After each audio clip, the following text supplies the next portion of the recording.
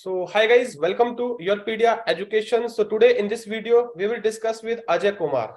Ajay Kumar is recently selected for BPSC position assistant professor in electrical engineering department, right Ajay? Yes, sir. So before proceeding ahead with the discussion, see, I believe these kind of video are really source of motivation for most of the aspirants who are hustling and struggling, and they're competing for the government job and some good academic position or prestigious academic positions. So before proceeding ahead, we will start with the introduction of the Ajay Kumar. First of all, Ajay, congratulations for your selection. Thank you, sir. And thanks for sparing few minutes for us, right? Yes, sir. तो सबसे पहले तो मैं आपका introduction से पहले आपके पूछूंगा कि 12 साल बाद एक सरकारी नौकरी लगना तो मतलब एक बहुत बड़ा पेशेंस की बात है, तो कैसा लग रहा है?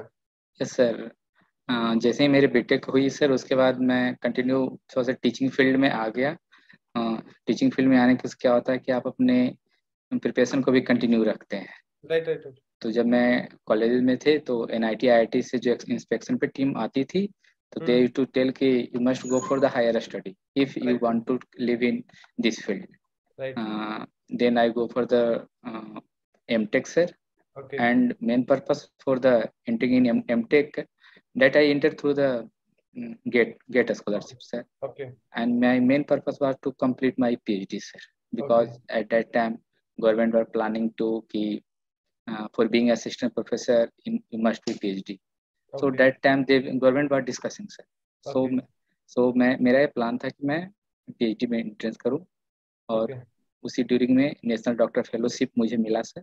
प्रेस्टिजियस फेलोशिप जो कि अब AICTE डॉक्टर फेलोशिप हो गया है। राइट। तो उसके थ्रू मैं अपना PhD अभी मैं अपना PhD कंटिन्यू कर रहा हूँ। ओके, तो फीलिंग कैसा है? Finally you got the this academic position, तो अभी तो काफी रिलीफ एंड रिलैक्स्ड होगा कि हाँ, yes, सर। लंबा जर्नी रहा है तो फाइनली एक अब नया डायरेक्शन मिला है आपको कैरियर स्टार्ट करने का। सर, शुरू से मेरा टीचिंग, बट कहीं ना कहीं आप जब ऐसे मोड में टीचिंग में रहते, कहीं गेस्ट फैकल्टी या कहीं एज अ प्राइवेट या कहीं पे एज अ एडॉक, तो कहीं ना कहीं वो अनसर्टेनिटी हमेशा रहती है, ट्रांजिएंट रहता है उसमें, राइट? स्टेबिलिटी उसमें नहीं रहती है। बट अब वो चीजें नहीं रहेंगी, अब आपकी लाइफ में स्टेबिलिटी रहेगी और आप अपना पूरा फोकस एक इफेक्टिव रिसर्चर बनने की तरफ लगा सकते हो। आपको एक साइड से बिल्कुल ज्यादा टेंशन लेने का जरूरत नहीं है, राइट? सो अभी हम बात करते हैं कि 2011 में आपने बीटेक करा है, उसके बाद आपने जैसे बताया कि 5-6 साल तकरीबन आपने टीचिंग करी है, right? Yes, sir. Then in 17 you joined the MTech.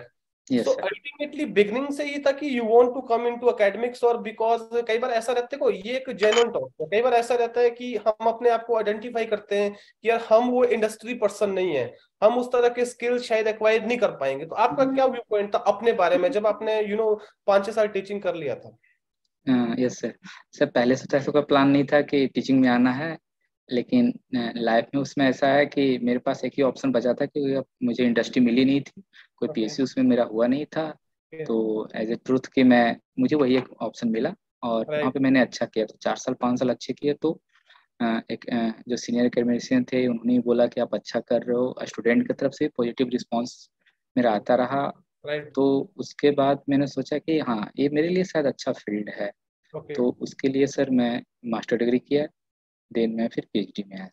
और सर अभी आपने एक बोला, सर अभी आपने बोला एक इफेक्टिव रिसर्च वाली आपने जो डिस्कस किया सर, तो इस फील्ड में आने के बाद मेरा ये इम्पोर्टेंट रहेगा कि बिहार स्टेट में जो कि थोड़ा सा रिसर्च में अभी थोड़ा सा उतना अच्छा नहीं है as compare to Orissa, Bengal और साउथ के स्टेट से। तो मैं चाहूँगा कि मैं उस फील्ड में जो मेरे तरफ से योगदान हो सके मैं करूँगा, और वो इस तरह का टीम बनाने का भी कोशिश करूँगा, एक पीयर ग्रुप का टीम बने सर।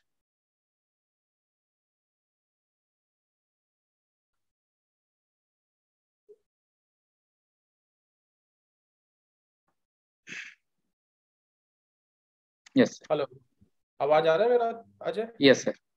हाँ, यू कैन कंटिन्यू प्लीज।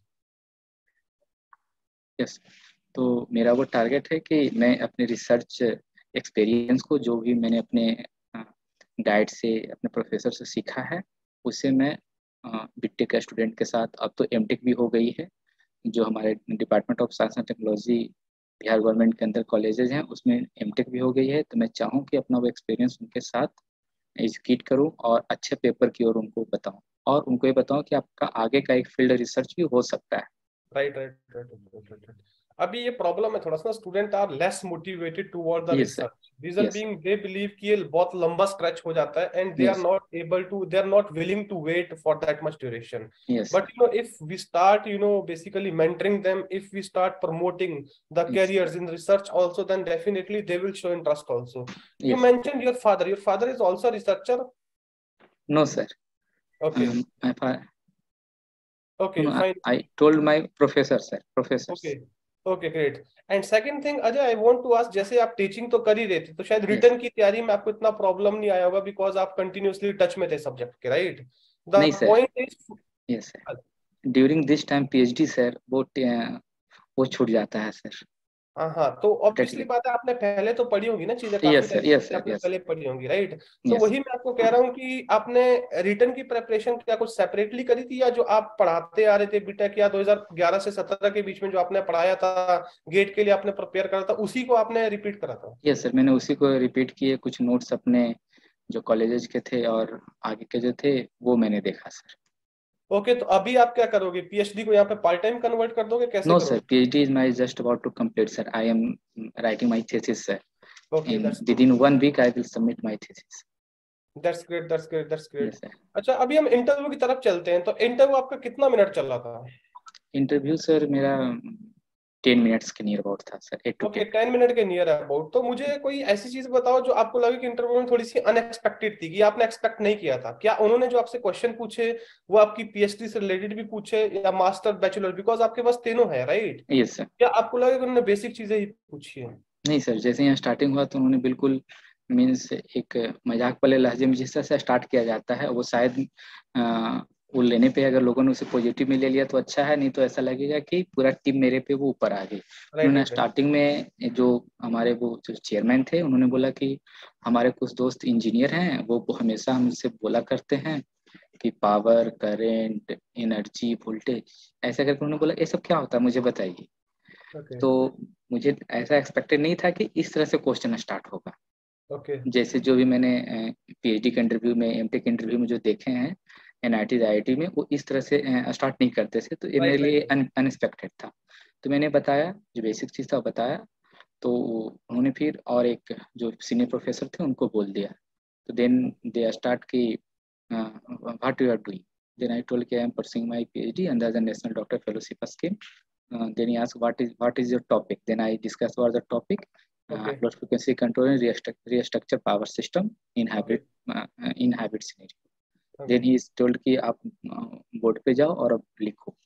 तो मैं ओके. गया और लिखा, और नेक्स्ट 5 मिनट तक वो मेरे पीएचडी से ही रिलेटेड उन्होंने पूछा ओके. कि इस फील्ड में तो बहुत काम हुए हैं, आपका नोवेल्टी क्या है। ओके. तो मैंने कंट्रोलर टेक्निक और उसके साथ मैंने एक चीज़ और ऐड किया जो कि मैं रिसर्च में देख रहा हूँ कि when we add renewable energy sources, then जो जेनको हमारा हर एक जो जेनको है वो जो हमारा आउटपुट पावर देता है वो मैच नहीं होता है हमारा कैलकुलेशन वैल्यू से।